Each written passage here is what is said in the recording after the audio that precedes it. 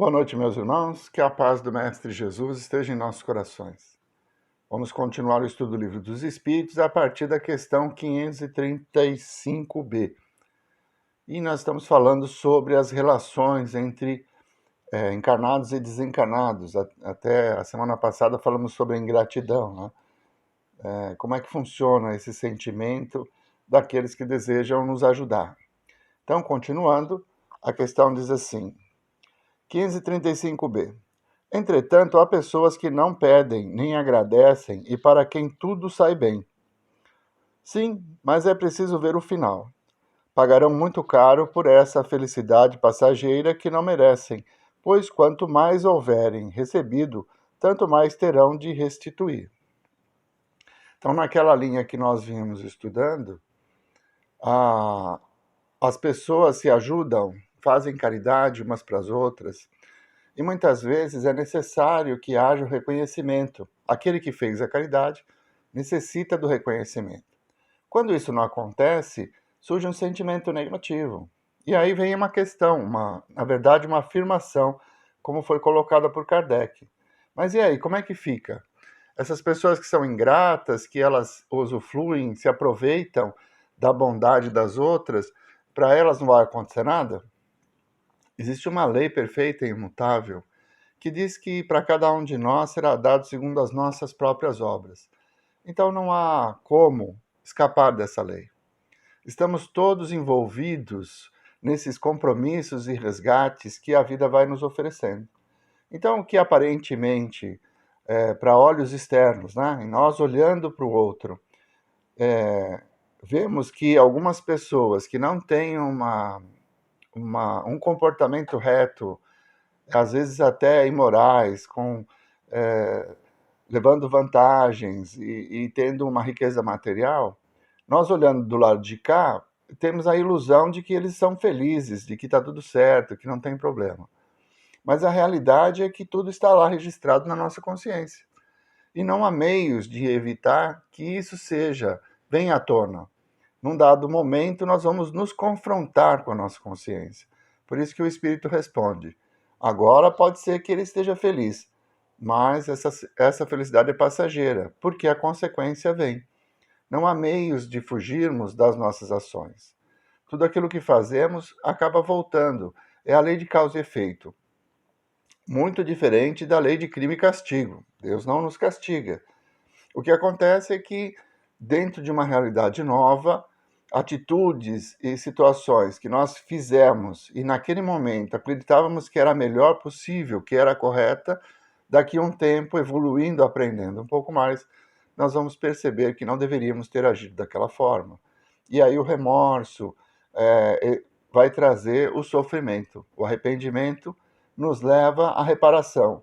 Então, é dessa forma que nós vamos construindo a nossa felicidade, a partir das experiências vivenciadas. E é muito importante que tenhamos essa consciência dentro de nós. Tudo aquilo que fazemos, procuremos fazer segundo os ensinamentos do Evangelho, porque ali não há dúvida. Se nós trabalharmos de acordo com os ensinamentos do Cristo, modificando as nossas ações, buscando a pureza, buscando a brandura, sermos pacíficos, sermos humildes diante das situações, todo esse esforço que fazemos nos trará paz e vai nos ajudar a construir a nossa felicidade real, que é aquela que nasce dentro de nós, que independe das coisas que acontecem no exterior. Então, não se preocupe com o outro. Vamos nos preocupar conosco, com aquilo que produzimos dentro do nosso íntimo, do nosso coração. Porque é essa a energia que nós estamos gerando para nós mesmos que acaba se refletindo no nosso corpo, acaba se refletindo nas pessoas com quem nós convivemos, né? Então, tudo isso tem essa ligação. Cada um faz só para si. E a gente tem muita dificuldade de entender isso, porque muitas vezes acreditamos que o outro está fazendo contra nós, e ele não está. Ele está fazendo a nosso favor, porque as provas nos ensinam caminhos que nós ainda não aprendemos. As expiações, né, nos ensinam caminhos que nós ainda não aprendemos.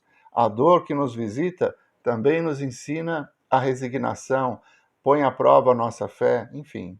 A vida sempre vai nos oferecer coisas boas para que possamos evoluir.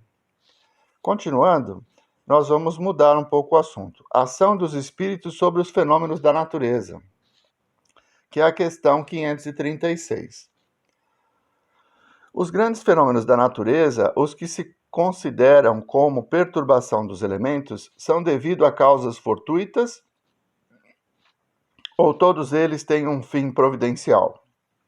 Tudo tem uma razão de ser e nada acontece sem a permissão de Deus. Então, às vezes acontecem grandes catástrofes, né? Me lembro na Indonésia, quando houve aquele terremoto no mar e um tsunami, milhares e milhares de pessoas desencarnaram naquele momento. Nós ficamos pensando, né? Mas por que isso? Existe uma razão.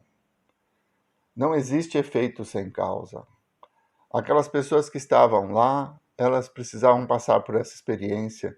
E tem um livro do Divaldo Franco, se não me engano, que descreve a ação da espiritualidade no resgate daqueles que desencarnaram e a condição de que eles se encontravam naquele momento da desencarnação. Então, para nós, do lado de cá, uma tragédia. A natureza veio e destruiu a cidade inteira, ceifou 200 mil vidas, uma tragédia. Para aqueles espíritos que desencarnaram ali, que foram socorridos, até Manuel Filomeno de Miranda participa das equipes socorristas, e é ele que dita o livro para o Divaldo Franco, se não me engano é Transição Planetária, o título do livro. Ele mostra a assistência que foi dada para aqueles espíritos e a condição psicológica que eles se encontravam. Então, o que aparentemente foi um caos, uma destruição, teve um amparo, teve a proteção e a oportunidade de evolução diante de uma catástrofe. Então, nada acontece por acaso. Não existe efeito sem causa. E a causa de tudo é Deus. Sendo Deus perfeito, infinitamente justo e bom, tudo aquilo que acontece tem que ter essas características, apesar que na nossa pequenez nós tenhamos muita dificuldade de entender, né? De enxergar essa justiça, essa misericórdia em momentos como esse, em que a natureza provoca um terremoto que destrói uma cidade e ceifa inúmeras vidas. 536A. Esses fenômenos sempre têm o homem por objeto? Algumas vezes eles têm o homem como razão imediata de ser. Na maioria dos casos, entretanto, têm por único objetivo o restabelecimento do equilíbrio e da harmonia das forças físicas da natureza. Tudo é um processo de evolução. Um terremoto nada mais é que os ajustes, né, entre as placas tectônicas, né? As placas que compõem o nosso planeta, elas não estão unidas, elas estão separadas. Então, quando tem um esfrega, vamos dizer assim, né? Existe um esfregão entre uma e outra, provoca esses terremotos, né? As falhas que a gente vê na geologia demonstram isso. As placas, a Terra não é um bloco concreto pronto. Ele tem as suas rachaduras, vamos dizer assim. E os terremotos são resultantes disso. Por quê? Tudo evolui. O planeta também evolui. Então, as revoluções físicas, essas são necessidades de ajustes do próprio planeta. E muitas vezes, as mudanças climáticas, que também grandes enchentes ou secas, também são provocadas pelas nossas escolhas. Está relacionado com o nosso livre-arbítrio, né? O desmatamento exagerado, a exploração do solo, a falta de preocupação com o meio ambiente faz com que mude a natureza que vai reagir diante das nossas ações.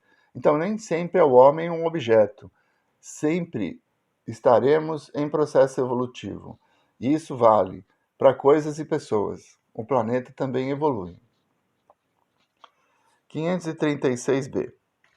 Concebemos perfeitamente que a vontade de Deus seja a causa primeira, Nisto como em todas as coisas. Porém, sabendo que os espíritos têm ação sobre a matéria e que são os agentes da vontade de Deus, perguntamos se alguns dentre eles não exercitam certa influência sobre os elementos para os agitar, acalmar ou dirigir. Evidentemente, e nem poderia ser de outro modo. Deus não exerce a ação direta sobre a matéria. Ele tem agentes dedicados em todos os graus da escala dos mundos. Muito bem. Tem uma passagem do Evangelho que deixa isso muito claro, né? Jesus estava com os apóstolos no barco e uma tempestade começa a agitar o mar, ventos fortes, e os apóstolos começaram a ficar apavorados. Jesus dormia tranquilamente no fundo do barco. E, de um dado momento, os apóstolos acordam o mestre apavorados, dizendo: Mestre, o barco vai virar, nós vamos morrer, demonstrando todo o seu medo. E Jesus se manifesta dizendo a eles que eles têm pouca fé.